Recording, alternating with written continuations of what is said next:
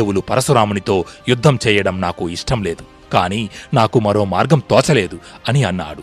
ఇంతలో వసువులు కూడా అక్కడ ప్రత్యక్షమై పరశురాముడిపై మోహనాస్త్రాన్ని ప్రయోగించడం మంచిది కాదని చెప్పారు.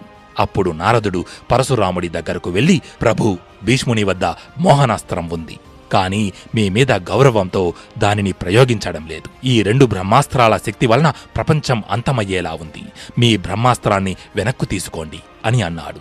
దానితో ఇద్దరూ వారి బ్రహ్మాస్త్రాలను ఉపసంహరించుకున్నారు. భీష్మ పరశురాముల మధ్య 22 రోజుల పాటు జరిగిన యుద్ధం అక్కడితో ముగిసింది.